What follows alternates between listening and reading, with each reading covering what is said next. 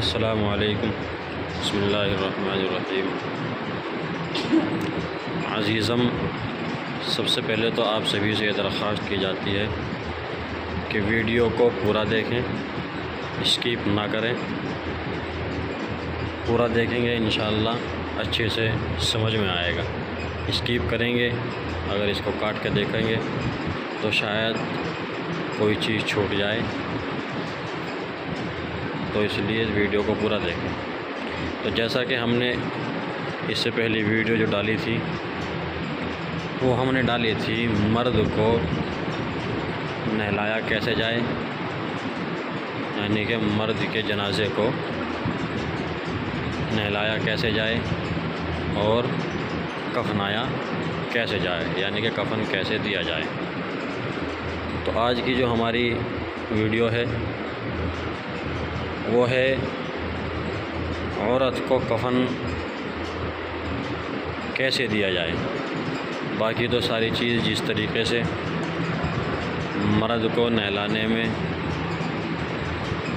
मर्द की मैयत नहलाने में की जाती है, वैसे ही औरत की मैयत को नहलाया जाएगा।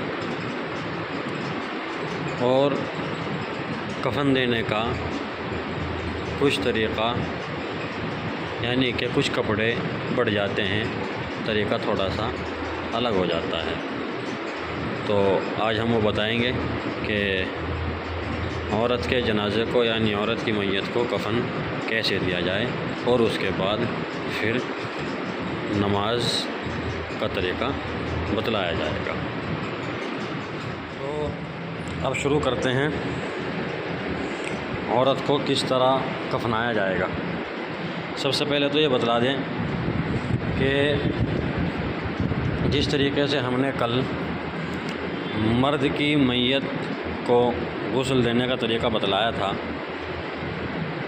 गुस्ल देने का तरीक़ा सेम रहेगा। और सरसरी तौर पे एक मरतबा और बताता चलूँ कि जिस तरीके से मैयत को लिटा दी गई, अब कपड़े निकालने का नंबर आता है, तो जैसे कुर्ता निकालेंगे तो अब मैयत के हाथ वगैरह ऊपर नहीं कर सकते, क्योंकि दिक्कतें होंगी। तो उस कुर्ते को बेहतर है आसानी से काट दिया जावे, और अगर काटे भी नहीं तो आस्तीन तो कम से कम काट दी जावे और कुर्ते को ऊपर की साइड से खींच दिया जावे, ठीक है। और बाकी फिर उसके बाद कपड़ा रख करके सतर पे कपड़े निकाल दिए जाएं। और जिस तरीके से कल नहाने का तरीक़ा बतलाया था, पहले उनको इस्तिंजा कराया जावे, फिर मुंह में रुई से मुंह की सफाई की जावे, नाक की सफाई की जावे, और जिस तरीके से हम गुस्ल करते हैं, शुरू में हाथ धुलते हैं गट्टों तक, हाथ धुल दिए जावे गट्टों तक। उसके बाद में बाईं करवट पर लिटा करके दाएं करवट से पानी डाला जावे, मुंह में और नाक में रुई दे करके, नाकों में और कानों में, और हल्की सी मुंह पे लगा करके। उसके बाद बाईं करवट पर लिटा करके, यानी उल्टी करवट पर लिटा करके थोड़ा पानी डाल दे जावे। इतने अच्छे से पानी डाले कि कोई हिस्सा सूखा ना हो। पहले दाएं पे लिटाएं, वो पहले बाएं पे लिटाएं, उसके बाद दाएं करवट पे लिटाएं और खूब अच्छे से नहलाएं। उसके बाद अब आता है कफन देने का नंबर, कि कफनाया कैसे जाए। कफनाने का तरीक़ा अब ये होगा। अब ये औरत की मैयत का तरीक़ा है कि ये जो होता है, सबसे पहला कपड़ा ये होता है सीना बंद। सबसे पहले सीना बंद लपेटेंगे बाईं तरफ से, लाइए,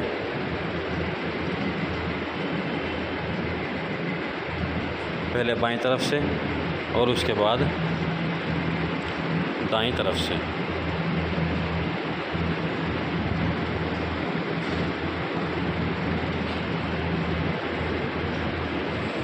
ये हो जाएगा सीना बंद। अब वही सीना बंद के बाद जो आएगा वो आएगा कुर्ता। कुर्ता यहाँ चादर की शक्ल में है, लेकिन कुर्ता मैंने तरीका कल बतलाया था कि कुर्ता जो और चीज़ें होती हैं उनका डबल हो। मिसाल के तौर पे डबल बिछा लिया जावे, जिस तरह मैयत लेटी हुई है इस तरह डबल, और इस साइड जो मैयत का जो सर होगा इतना उसमें सुराख होगा, गला बनेगा, यानी कि जिसमें वो मैयत का सर निकल जावे। अब वो डबल लिपट गई, डबल हो गई यहाँ तक। अब उसकी एक तह उठाएंगे, उठा करके एक तह उसको इधर ले आएंगे सर की तरफ, मैयत को लुटा दिया जाएगा एक तह पे, मैयत का सर गले पर रख दिया जाएगा, फिर उस तह को इधर से उठा करके फिर दोबारा मैयत के ऊपर डाल दिया जाएगा, मैयत का सर उधर निकल जाएगा और कुर्ता जो है वो मैयत पहन लेंगे। चलिए ये तरीका होगा कुर्ते का, लेकिन यहाँ चादर की शक्ल में है, इसको आप कुर्ते के हुक्म में रखें। ये हो गया कुर्ता, यानी कि जो इस तरीके से मैं बतला रहा था, इसकी एक तह जो होगी नीचे की साइड होगी, जिस तरीके से ये एक तह है इसकी नीचे। अब ये कुर्ता इसने मैयत को पहना दिया गया। अब जैसे कि ये मैयत है औरत की, औरत का जनाजा है, अब हम मैयत के बाल इस दुपट्टे में लपेटेंगे। 20 की मांग होगी, 20 की मांग करके इस साइड के बाल इस साइड, उस साइड के बाल उस साइड। अब इसको लपेटेंगे मैयत के बाल को इसमें, जिस तरीके से ये सपोज़ करें आप मैयत के बाल इसके अंदर आ गए, ये मैयत के बाल इसके अंदर आ गए और आधे सर के इधर चले गए, आधे सर के इधर आ गए, ठीक है। अब इसको लपेटो ऐसे करके, ऐसे करके इसको इस साइड पे डाल दिए जाएंगे बालों को, और उस साइड से ऐसे ही मैयत के सीने पे डाल दिए जाएंगे। ये बालों का तरीका हो गया दुपट्टे में। उसके बाद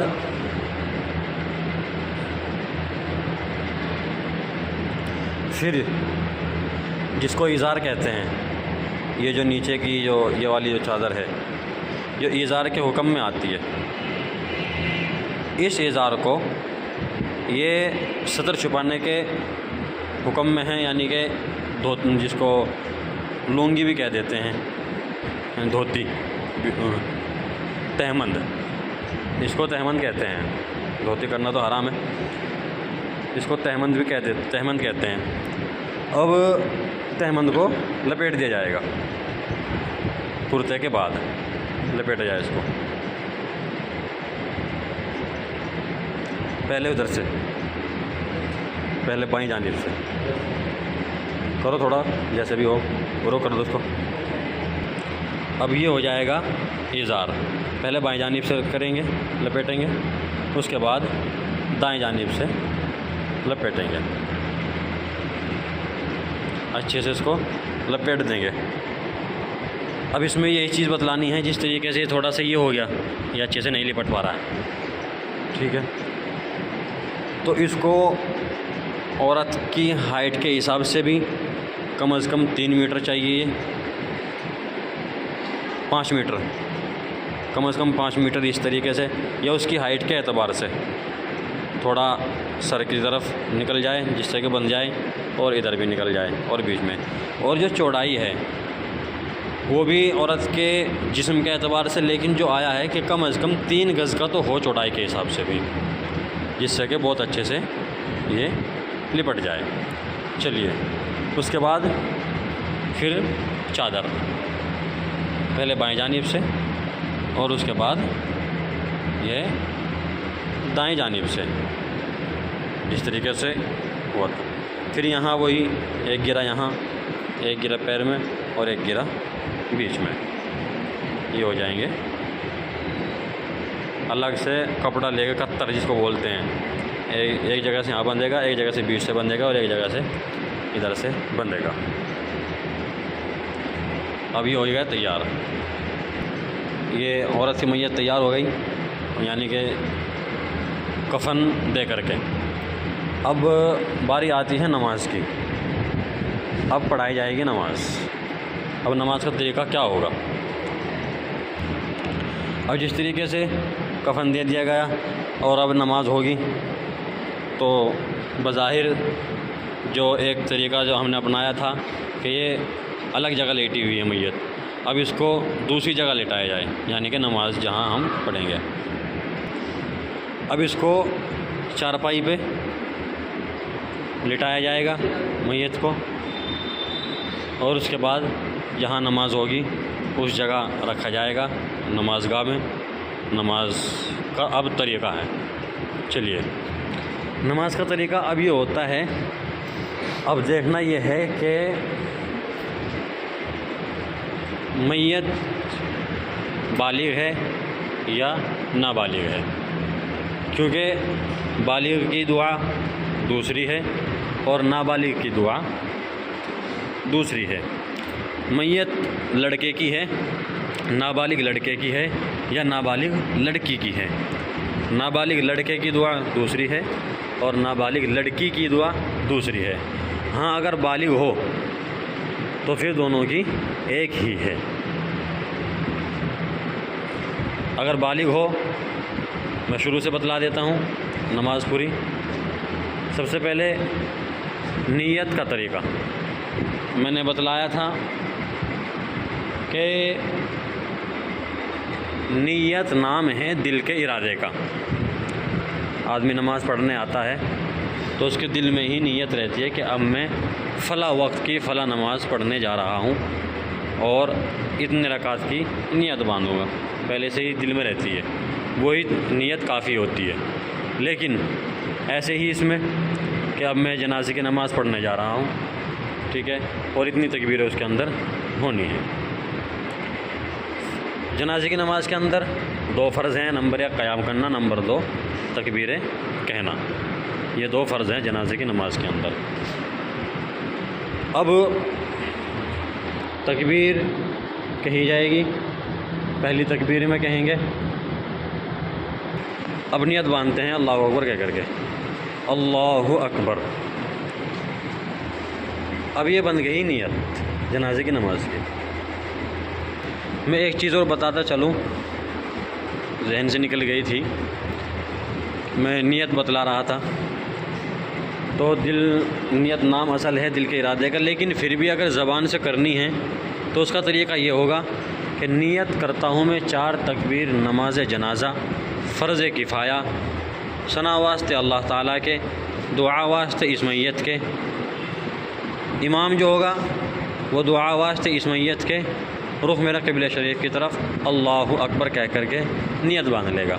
मुक़्तदी जो होंगे वो इसमें एक चीज़ ऐड कर लेंगे, एक लफ्ज़ ऐड कर लेंगे। नियत करता हूँ मैं 4 तकबीर नमाज जनाज़ा फ़र्ज़ किफ़ाया, सना वास्ते अल्लाह के, दुआ वास्ते इस मैयत के, पीछे पेश इमाम के, रुख मेरा क़िबला शरीफ की तरफ अल्लाहु अकबर। ये नियत बन गई। अब हम सना पढ़ेंगे। सना यानी कि दुआ, सुब्हानक अल्लाहुम्मा व बिहम्दिका व तबारक अस्मुका व तआला जद्दुका व जल्ल सनाउका व ला इलाहा गैरुक। याद रहे कि सना ये दुआ का नाम है, सना से शुरू नहीं करना है। उसके बाद दूसरी मरतबा हम अल्लाहु अकबर कहेंगे और अल्लाहु अकबर कह कर के फिर हम दुरूद शरीफ पढ़ेंगे। अल्लाहुम्मा सल्ली अला मुहम्मदिन व अला आलि मुहम्मदिन कमा सल्लैता व सल्लमता व बारकता व रहिमता व तरहमता अला इब्राहीम व अला आलि इब्राहीम इन्नका हमीदुम मजीद। ये 2 तकबीर हो गई। दूसरी तकबीर में हमने दुरूद शरीफ पढ़ी है।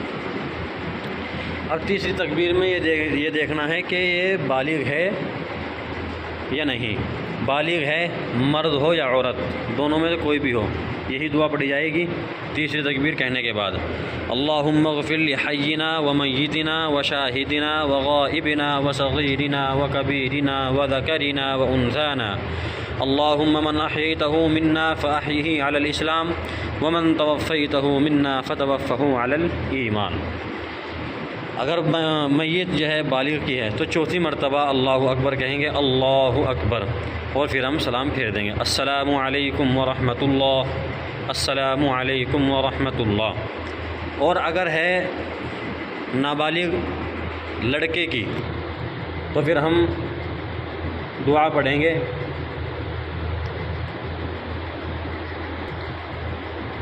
अल्लाहुम्मा जअल्हु लना फ़रतन वजअल्हु लना अजरन व ज़ुख़रन वजअल्हु लना शाफ़िअन व मुशफ़्फ़अ। अगर नाबालिग लड़के की है और अगर नाबालिग लड़की की है तो फिर हम दुआ पढ़ेंगे, अल्लाहुम्मा जअल्हा लना फ़रतन वजअल्हा लना अजरन व ज़ुख़रन वजअल्हा लना शाफ़िअतन व मुशफ़्फ़अ। और उसके बाद चौथी तकबीर कहेंगे, अल्लाहु अकबर, फिर सलाम फेर देंगे, अस्सलामु अलैकुम व रहमतुल्लाह, अस्सलामु अलैकुम व रहमतुल्लाह। उसके बाद मैयत को बसहूलत आराम से उठाएंगे और कब्रिस्तान तक आहिस्ता कदम चलेंगे और कांधा देते हुए चलेंगे। ये एक तरीक़ा है और मैं गुजारिश करता हूँ कि इसमें ज़रूर गलतियाँ रही होंगी। जो इसमें गलतियाँ दिखें वो भी कमेंट करके बतलाएं, और इसको जो मालूम करना हो वो भी कमेंट करके मालूम कर सकता है। अल्लाह हाफ़िज़।